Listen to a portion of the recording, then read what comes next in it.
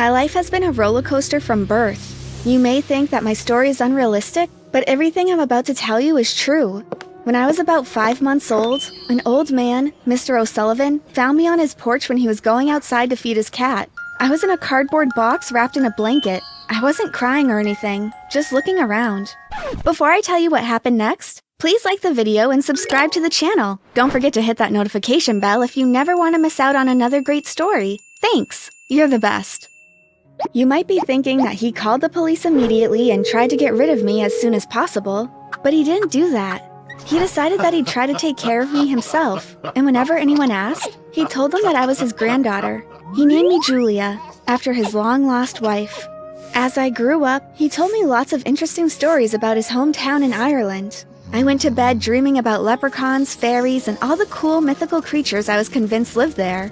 I called him Grandpa my whole life, until I was about 10 years old. He decided to tell me the truth about where I came from. So, you don't know who my parents are? No, and they never came searching for you either. I always thought they'd show up here one day, but that never happened. I suppose they had some kind of difficulty and they just couldn't take care of you. But don't worry, I'll always make sure that you're happy and well taken care of. I was grateful for him, but still sad. Then, I experienced the most depressing and heartbreaking thing that ever happened to me. When I was 15 years old and Mr. O'Sullivan was 90, he passed away peacefully in his sleep. I was all alone and I didn't know what to do. I was terrified of going to some kind of orphanage or to a foster care with people I didn't know. I called the police and they showed up at my house with an ambulance. My dear Mr. O'Sullivan was taken away and I was interviewed. I decided that I had to tell them the truth, and while I was doing that, some neighbors were passing and decided to listen too. So you're not his real granddaughter? He found you on the porch? One of them said. Everyone looked amazed. Yes. Before I could blink, there were cameras everywhere and I was surrounded by reporters. I was asked to tell my whole life story and I was honestly so overwhelmed by everything that I did as they asked. "Oh, you can stay with us for tonight, honey," said one of my kind neighbors after everyone had left. Her name was Marina and she lived alone. I slept for a really long time because it's what I usually did when I was sad. I woke up to Marina shaking me. Julia, there are some people outside who want to meet you. Come quickly." I got up, got dressed, brushed my teeth, and went to see what she was talking about. As I walked into the living room, I was taken aback by a very well-dressed couple sitting on the couch. "This is Melinda and Patrick. Let me talk to you in the kitchen for a second." She dragged me into the kitchen and whispered, "Julia, these are two of the richest people in the country. They aren't millionaires. They're billionaires. And they're interested in adopting you. I know that life has been very sad lately, but this could be the change that you needed in life. Maybe it will all work out. Just be nice to them out there." I went back to the living room and sat down. "Hi, Julia. It's a pleasure to meet you.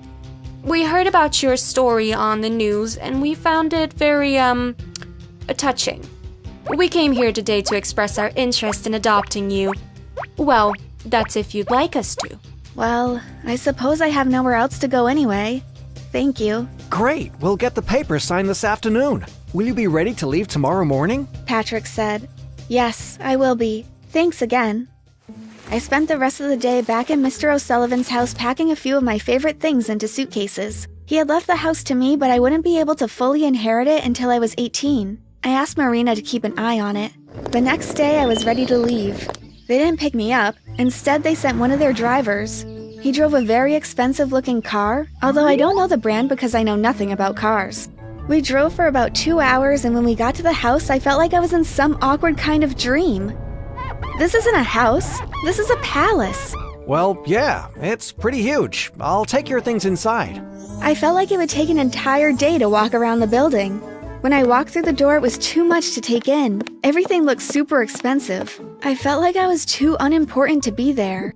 And what happened next certainly made me feel that way. Melinda walked in and didn't even say hi. She was completely different from the person I'd met the day before. "Come with me. I'll show you around the house," she said without even smiling. I never imagined that my new mom would be so unenthusiastic about my arrival. There were at least 40 bedrooms and each one was decorated differently from the last. The bathrooms were extremely spacious and all smelled wonderful. In addition to the bedrooms, there were all sorts of other rooms which were being used for different purposes. A games room, a cinema, a bar, a massive library, and several playrooms. Why do you have so many playrooms? Oh, they're for our 2 children, Carly and Jake. You'll meet them later. I didn't even know they had children. Now I'll show you to your room. I was happy because my legs hurt from all the walking.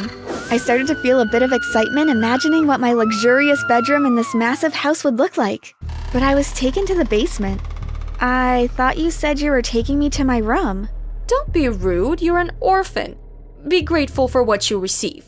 In the dark basement, there was a little door which led to a tiny bedroom with no windows. There was a small bed with some dirty old sheets on top, a desk, and a candle. It smelled musty. This was much worse than my bedroom at Mr. O'Sullivan's house. This is your room. I couldn't believe it. Here I was in this mansion owned by billionaires who had adopted me, and they wanted to keep me in an old basement. Almost every bedroom upstairs was beautiful and empty with a view of the ocean. But I would be stuck here. Which bathroom can I use? Outside, there is a well. You will carry a bucket to the well and fill it up and come back here to clean yourself up. There's a toilet for the servants outside, and you can use that one. Oh, and I nearly forgot to show you. She led me to a little cabinet next to my bed. This is your food supply for the week. There was some bread, crackers, a tub of margarine, and a few apples. There were also 2 bottles of water. So do you mean I will have to eat down here by myself? Yes? What did you expect? To eat at the same table with us wealthy people? She left the room and went upstairs. I sat on the bed for a few minutes in total disbelief. Was this a prank? How on earth could they treat me like this when they had so much?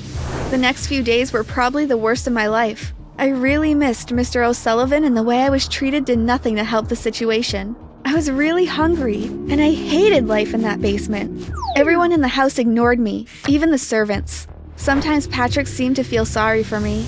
Carly and Jake looked at me like I was the most disgusting thing they'd ever seen. To make things worse, I was registered in the worst school in the district. I'd have to walk for 30 minutes to the main road, then catch the school bus. Although my new mom and dad had at least 10 cars and different drivers for each one, Carly and Jake went to an expensive private school. During the first week of school, I couldn't get any clean water from the well, so I couldn't clean myself properly. People at school began to tease me about being smelly and poor. Poor because I only had the same 5 outfits and I wore them every single week. I usually sat in the back and spoke to no one. When I got back home, I would go straight to my room in the basement until one day, I noticed that my adoptive parents didn't get home until much later. So sometimes I'd walk around the house to admire the rooms, or I'd go outside to explore the massive garden. One afternoon while I was walking around the back of the garden, I heard a strange sound. Psst! I looked around and saw a funny-looking boy about my age. You're that girl who was found on the man's doorstep, aren't you? I scowled at him. No, I'm not trying to be rude. I think your story is so interesting. I'm so sorry about all that happened to you. It's great that you've been adopted and you get to live here, though. I'm Todd, by the way. I live over there. He said while pointing to the house next door. It was also a huge mansion. Well, you'd think that my life was perfect here, but it really isn't. I don't know why I felt like I could trust him, but I did. I told him everything and he looked like he could cry. I always knew these two were awful, but I never imagined that they could do something like this. Why don't you come over to my house for dinner? And just like that, Todd became my best friend. After school, I'd go to his house and stay for dinner. His parents were very nice to me. No one at the other house noticed that I was gone anyway. On weekends, I stayed home, and when I was sure that no one was home, I'd go exploring again. One Saturday, Melinda and Patrick had taken their children to a water park, and I was home alone. After raiding their fridge and bringing some snacks back to my basement, I decided to walk around a bit. I was on the 4th floor, and I noticed that one of the rooms was left slightly open. I pushed it and looked inside. Carly was sitting on the floor playing with the dollhouse. It seemed to be her room. It looked exactly like what I'd imagine a princess room to look like, filled with sparkles, glitter, dolls, tons of toys, and lots of other cool things. Ew, what are you doing in my room? I thought you weren't home. I stayed home because I wasn't feeling well. You're supposed to be downstairs. You're never supposed to be up here. You're not one of us. I rolled my eyes and walked away. I wasn't about to argue with a stupid child. I went back to the basement, and later that day, Melinda barged through my door. What were you doing walking around our house? Have you lost your mind? You scared my daughter and you made her room smell terrible. Am I just supposed to stay down here all day? Yes, we don't want you interfering with our stuff. By the way, you smell really bad. The well is empty, I sighed. You're grounded. You're not even allowed to go to school for at least a week. And I'm not giving you any food. She slammed my door. I curled up on my bed feeling extremely depressed. I cried for a few hours. Then I heard a noise in my room. I opened my eyes and lit the candle, and there was a rat walking near the food cabinet. I nearly screamed, but instead I got up, ran upstairs, and straight out the door. I can tolerate a lot, but not rats. I ran all the way to Todd's house and knocked on the door. When nobody opened, I threw stones at his window until he woke up and saw me. What's wrong? He said while opening the door. I told him everything. I can't stay there anymore. I have to run away. I'll run with you. Sounds exciting. He packed a bag with everything he thought we would need, and we walked until we found a bus. I don't understand why you're doing this. Your life is already perfect. You could have just let me go on my own. Well, actually, I tricked you. We're going to stay at a hotel for a day, and then we'll go to the media with your story. I think everyone deserves to know what happened to you. We had a wonderful day the next day. In the afternoon, Todd called several journalists who came straight to the hotel to interview me. I told them everything those awful billionaires put me through. They were outraged, and when my story went live, everyone was too. We both went back to Todd's house where his parents were waiting for me with open arms. You can stay with us until this is all sorted out. The police came to arrest these two dreadful people today, and now their kids are in foster care. It's crazy how the tables have turned. Anyway, you're safe here. His mom hugged me. Melinda and Patrick are still in jail today for child abuse, and I have no idea where their own kids are. Years later, I found out their reason for adopting me.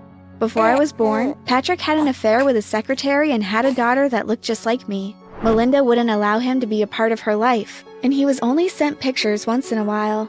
When he saw me on the news, I reminded him so much of her that he begged Melinda and she agreed that they could adopt me.